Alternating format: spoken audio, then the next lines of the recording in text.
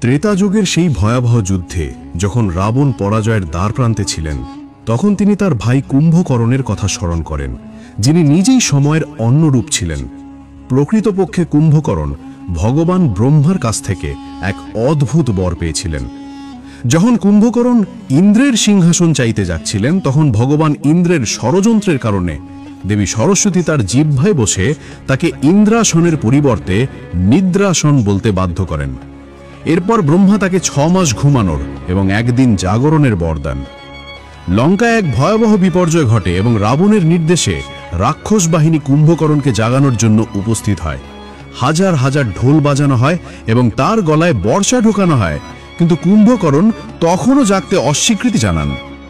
তারপর একজন সেনাপতি সুস্বাদু সুগন্ধি খাবারের আদেশ দেন। খাবারের সুবাস তার নাকে পৌঁছানোর সাথে সাথে তার পাহাড়ের মতো শরীর কেঁপে ওঠে। কুম্ভকর্ণ জেগে ওঠার সাথে সাথে তিনি সমস্ত খাবার খেয়ে ফেলেন এবং তারপর গর্জন করে বলেন, কার মৃত্যু এসে আমার ঘুম ভেঙে দিয়েছে? সেনাপতি বিরূপাক্ষ তখন পুরো ঘটনাটি বর্ণনা করেন। কুম্ভকর্ণ উঠে রাবণের কাছে গেলেন, মাথা নত করে জিজ্ঞাসা করলেন, ভাই, তোমার কি আদেশ? রাবণ উত্তর দিলেন, ভাই, আজ লঙ্কা বিপদে পড়েছে। রামের সেনাবাহিনী আমাদের সমস্ত রাক্ষসদের হত্যা করেছে। যুদ্ধক্ষেত্রে যাও এবং রাম ও লক্ষ্মণকে হত্যা করো অথবা সুগ্রীবকে বন্দী করো। এই কথা শুনে কুম্ভকর্ণ গর্জে উঠলেন এবং শিবের ত্রিশূল হাতে নিয়ে যুদ্ধক্ষেত্রের দিকে ছুটে গেলেন। কুম্ভকর্ণ যুদ্ধক্ষেত্রে পৌঁছানোর সাথে সাথে বানর সেনাবাহিনীর মধ্যে আতঙ্ক ছড়িয়ে পড়ল।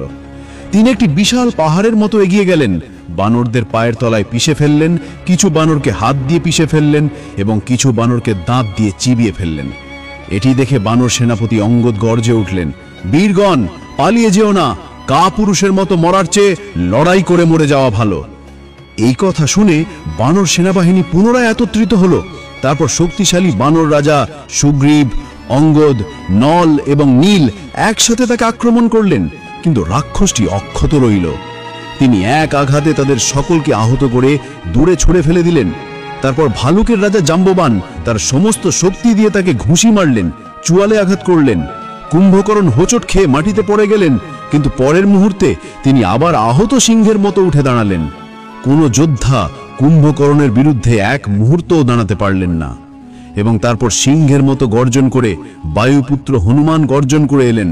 তার দেহ সোনার পাহাড়ের মতো ঝলঝল করছিল, হাতে একটি বিশাল গদা এবং তার চোখে ধ্বংসের শিখা।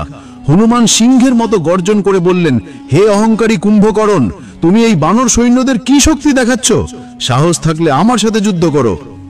অহংকারীভাবে হেসে কুম্ভকর্ণ উত্তর দিলেন, হনুমান, আজ তোমার শেষ দিন। যদি পারো তাহলে এই অস্ত্র এড়িয়ে চলো। তিনি ত্রিশূলের মতো একটি তীর তুলে নিলেন, মন্ত্রের শক্তি দিয়ে এটিকে প্রশিক্ষণ দিলেন এবং বর্ষার মতো হনুমানের দিকে ছুড়ে মারলেন। বাতাসে কাটা শূলাস্ত্রটি প্রলয়ঙ্করী গর্জনে হনুমানের দিকে ছুটে গেল। হনুমান তখন তীব্রভাবে তার গদাটি চালান, যার ফলে পরিঘাস্ত্রটি ভেঙে টুকরো টুকরো হয়ে যায়। আঘাতের সাথে সাথে স্ফুলিঙ্গ ছড়িয়ে পড়ে। দুই পরাক্রমী যোদ্ধার মধ্যে যুদ্ধ শুরু হয়। এমন দৃশ্য যা দেখে দেবতারাও ভয়ে কাঁপতে থাকেন। কুম্ভকর্ণ তার রাক্ষসী জাদু ব্যবহার করে অগ্নিয়াস্ত্রকে আহ্বান করেন এবং হনুমানের ওপর বিশাল অগ্নিগোলক বর্ষণ করেন। সমগ্র যুদ্ধক্ষেত্র আগুনে জ্বলে ওঠে। যাই হোক, বায়ুপুত্র হনুমান তৎক্ষণাৎ বৈয়াস্ত্র ব্যবহার করেন, যার ফলে প্রচণ্ড ঘূর্ণিঝড় তৈরি হয়, যা অগ্নিয়াস্ত্রের সমস্ত আগুন শুষে নেয়। ক্রোধে ক্ষুব্ধ হয়ে কুম্ভকর্ণ পণ্যাস্ত্র ছেড়ে দেন। হাজার হাজার বিষাক্ত সাপ হনুমানকে কামড়ানোর জন্য ছুটে আসে। এটি দেখে হনুমান তার প্রিয় গরুর দেবকে আহ্বান করেন এবং গরুর অস্ত্র ব্যবহার করেন।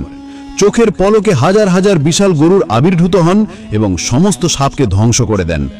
কুম্ভকর্ণ অবাক হয়ে যায় যে এই বানর তার সমস্ত মায়াকে অস্বীকার করছে। তারপর তিনি শিবের নিজস্ব ধ্বংসাত্মক ত্রিশূল দিয়ে হনুমানকে আক্রমণ করেন, কিন্তু হনুমান ত্রিশূলটিকে খেলনার মতো ধরে টুকরো টুকরো করে দেন। তখন কুম্ভকর্ণ বুঝতে পারেন যে এটা আর কেউ নয়, স্বয়ং শিব। হনুমানের সাথে যুদ্ধ এড়িয়ে তিনি সুগ্রীবের দিকে এগিয়ে যান। সুযোগ পাওয়ার সাথে সাথে তাকে তুলে নেন এবং তারপর তিনি দ্রুত লঙ্কার দিকে অগ্রসর হন এবং তারপর যুদ্ধক্ষেত্রে প্রবেশ করেন। সবচেয়ে পুণ্যবান ব্যক্তি শ্রীরাম জানতেন যে কুম্ভকর্ণের মৃত্যু কোনো সাধারণ যোদ্ধার হাতে নয়, বরং স্বয়ং বিষ্ণুর এক অবতারের হাতে নিশ্চিত। তিনি তার পূর্বজন্মে হিরণ্যক্ষ ছিলেন এবং তার আগে তিনি ছিলেন ভগবান বিষ্ণুর দুয়ারপালি বিজয়। সনৎ কুমারীরা তাকে রাক্ষস হবার অভিশাপ দিয়েছিলেন এবং বলেছিলেন যে কেবলমাত্র ভগবান বিষ্ণুর এক অবতারই তাকে হত্যা করবে। শ্রীরামকে তার সামনে দেখে বিশাল কুম্ভকরণ ভয়ঙ্করভাবে গর্জন করে বললেন, রাম, তুমি এসেছ, আমি তোমার জন্য অপেক্ষা করছিলাম, এখন আমার এই ব্রহ্মাস্ত্রের যত্ন নাও। এই বলে তিনি ব্রহ্মাস্ত্রটি নিক্ষেপ করলেন। এতে চারিদিকে কুম্ভকর্ণের সৃষ্টি হলো, কিন্তু মায়ার অধিপতি ভগবান রাম এমন এক অস্ত্র ব্যবহার করেন যা কুম্ভকর্ণের সমস্ত মায়া ধ্বংস করে দেয়, যার ফলে তিনি আর কোনো মায়া করতে অক্ষম হন। এরপর তিনি তার পর্বততুল্য পা দিয়ে অসহায় বানরটিকে আক্রমণ করতে শুরু করেন। ক্রোধে ভরা শ্রীরাম ইন্দ্রাস্ত্র দিয়ে তার হাত ও পা কেটে ফেলেন, তারপর সুদর্শন চক্র দিয়ে তার কোমর এবং ঘাড় কেটে ফেলেন।